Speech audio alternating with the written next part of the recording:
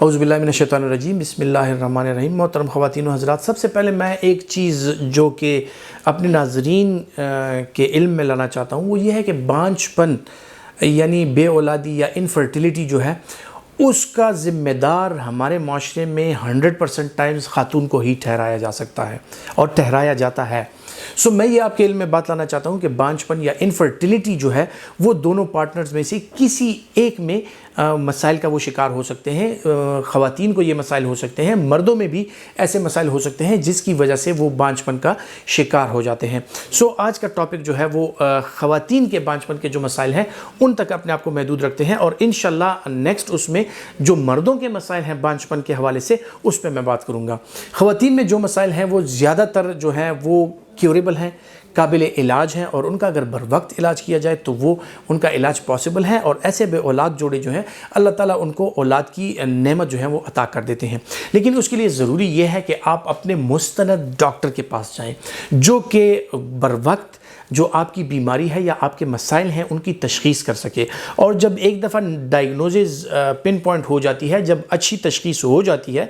علاج جو ہے پھر اس طرح آسان ہو جاتا ہے۔ بغیر تشخیص کے اگر آپ مختلف قسم کے علاج کریں گے، ادھر بھاگنا ادھر بھاگنا، یہ کوئی فائدے کا کام نہیں ہے۔ مستند ڈاکٹر سے ہمیشہ علاج کروائیے۔ اس میں جو ہے تو بنیادی مسائل جو ہیں خواتین میں جو ہوتے ہیں، جو ہمارے پاس آتے ہیں، جو گائنیکالوجسٹ کے پاس جاتے ہیں، میڈیکل اسپیشلسٹ کے پاس جو آتے ہیں، ان میں یہ ہوتا ہے کہ خواتین میں زیادہ تر جو وزن کے مسائل ہیں، جو ہارمونل مسائل ہیں اور جو ماہواری کے مسائل ہیں ان کی وجہ سے اکثر اوقات وہ بانجھ پن کا شکار ہو جاتے ہیں۔ اس کے علاوہ کچھ دائمی بیماریاں بھی ایسی ہیں جن کی وجہ سے خواتین میں جو زچگی کا عمل ہے، جو حمل ہے، اس کے مسائل ہو سکتے ہیں، جن میں روماٹائڈ آرتھرائٹس، سسٹمک لوپس ایریتھمیٹوسس وغیرہ یہ بیماریاں ہوں گئی جن میں بار بار جو ہے ایبارشنز ہو رہے ہوتے ہیں، اور یہ لوگ جو ہیں بچوں سے محروم رہ جاتے ہیں، جو بھی ہے وہ قابل علاج امراض ہیں، لیکن اگر آپ اپنے مستند ڈاکٹر سے مشورہ کریں۔ جو مکمل بانجھ پن ہے اس میں مختلف قسم کے جو مسائل جنم لیتے ہیں وہ میں آپ کے سامنے رکھنا چاہتا ہوں جو قابل علاج ہیں۔ وہ سب سے پہلے جو آتے ہیں خواتین میں پولیسسٹک اووریز کے جو مسائل ہیں۔ پولیسسٹک اووریز جن خواتین کا وزن بہت زیادہ ہو، ان کی جو اووری یا بیضہ دانی ہے اس پر چھوٹے چھوٹے پانی کے بلبلے آ جاتے ہیں اور ان میں سوجن آ جاتی ہے، جس کی وجہ سے ان میں جو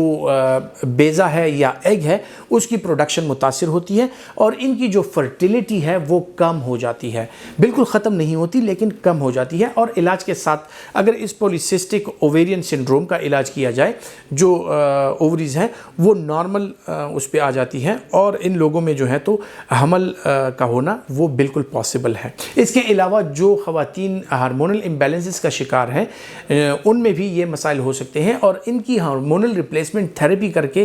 گائنیکالوجسٹ بہتر سمجھتی ہیں کہ ان کی جو ہارمونل ریپلیسمنٹ تھیراپی اگر کی جائے یہ لوگ جو ہیں ان کو اللہ تعالیٰ اولاد کی جو نعمت ہے وہ عطا کر دیتا ہے۔ خواتین حضرات، اس کے علاوہ جو مسائل ہیں وہ اکثر اوقات ان خواتین میں پائے جاتے ہیں جن میں کچھ اور مسائل ہوں، یعنی وزن کی بے انتہا کمی۔ اس کی وجہ سے جن خواتین کو یا جن لڑکیوں کو جوانی میں سیلیک ڈیزیز یا اس طرح کے کچھ اور دائمی مسائل کا سامنا ہوا ہو، ان میں اکثر اوقات یہ پرابلمز آ جاتی ہیں۔ ایک اور بیماری ہے جسے کارٹاجینر سنڈروم کہا جاتا ہے، وہ مردوں میں اور خواتین میں اگر یہ پایا جائے تو اس کی وجہ سے ان میں انفرٹیلیٹی یا بانجھ پن آ سکتا ہے۔ کچھ چیزیں ایسی ہوتی ہیں جن میں یہ بانجھ پن irreversible ہوتا ہے، مطلب اگر کچھ خواتین میں جو بیضہ دانی ہے یا اووریز ہیں ان کی جو میل پروڈکشن ہے، یا اووریز اگر وہ نارملی ان کی جو ڈیولپمنٹ ہے وہ صحیح طریقے سے نہیں ہوئی، ان فیمیلز میں پھر جوانی سے ہی جو ہے ان میں ماہواری کے مسائل اور ان کے جو سیکنڈری سیکشول کریکٹرز ہیں، یعنی جو نسوانی حسن وغیرہ ہے اس کے مسائل اور مختلف قسم کے جسمانی مسائل کا وہ شکار ہو جاتی ہیں۔ اس کے علاوہ جو جسمانی طور پہ نارمل خواتین ہیں ان میں اکثر اوقات جو ہے اس طرح کے زیادہ کچھ مسائل نہیں ہوتے، اور اکثر اوقات ان کے مسائل جو ہوتے ہیں وہ قابل علاج ہوتے ہیں۔ آپ اگر اپنی مستند ڈاکٹر سے مشورہ کر کے اپنا چیک اپ کروا لیں اور اپنا علاج کروا لیں تو تقریباً मैं ये कहूँगा कि 70 से 80% लोग जो होते हैं वो ऐसे होते हैं कि जिनके बांझपन का इलाज पॉसिबल होता है और वो हो जाता है। इसके अलावा जो है ख़वातीन व हज़रात, आजकल जो एक नई चीज़ आई हुई है जिसे इन विट्रो फर्टिलाइजेशन कहा जाता है, या जो असिस्टेड रिप्रोडक्टिव टेक्निक्स होती हैं, आजकल उनका सहारा लेके तकरीबन 97 से 99% तक की जो बांझपन का शिकार ख़वातीन हैं उनमें ये इलाज पॉसिबल है, जो कि अल्हम्दुलिल्लाह पाकिस्तान में भी अवेलेबल है, एन इस्लामी तरीका है, और अपने ही जो मतलब मियाँ बीवी हैं उन्हीं के जो गुनेड्स होते हैं उनका सहारा लेके और उनको जो है फर्टिलिटी में या उनके जो हमल का जो मसाइल है उनके हल में उनको मदद फराहम की जाती है, जो कि पाकिस्तान में अवेलेबल है। देखिए, जो ख़वातीन बांझपन का शिकार हैं, सबसे पहले जो बुनियादी चीज़ है, बांझपन के साथ साथ ये ख़वातीन कुछ अरसे बाद जो है डिप्रेशन का शिकार हो जाती हैं। तकरीबन अगर 100% ना हो तो 80 to 90% ये ख़वातीन जो है प्रेशर की वजह से, ख़ानदान के प्रेशर की वजह से, तानों की वजह से, और इस प्रेशर में कि उनका हस्बैंड जो है वो दूसरी शादी के उनको ताने देने लगता है और धमकियाँ देने लगता है। सो इस वजह से तकरीबन जितने मैंने देखे हैं जो बांझपन का शिकार ख़वातीन हैं जिनको इनफर्टिलिटी के मसाइल हैं, वो ज़्यादातर जो हैं डिप्रेशन का शिकार हो जाती हैं। सबसे पहले जो आपकी ज़हनी सेहत है, वो आपकी जो नॉर्मल साइकिल है, जो आपकी ओव्यूलेशन है, जो आपके बेज़दानी में एग प्रोडक्शन हो रही है, उसके लिए बहुत ज़रूरी है कि आपकी ज़हनी सेहत अच्छी हो, आप ज़हनी तनाव का शिकार ना हो। इसके बाद जो है तो आपकी आती है फ़िज़िकल हेल्थ। फ़िज़िकल कंडीशंस में अगर बहुत ज़्यादा आपका वज़न कम है, सो आपको अपना वज़न एक एतदाल पे लाने के लिए अपना वज़न थोड़ा सा बढ़ाने की ज़रूरत है। अगर जिन ख़वातीन का वज़न बहुत ज़्यादा है और मोटापे की वजह से वो पॉलीसिस्टिक ओवरीज़ का शिकार है या इस बांझपन का या इनफर्टिलिटी का शिकार है, सो उनको अपने वज़न में कमी करनी है। सो ये जो है इस तरह की मैं अगर बात करूँ कि जनरलाइज सबके लिए कह दूँ, वो पॉसिबल नहीं है।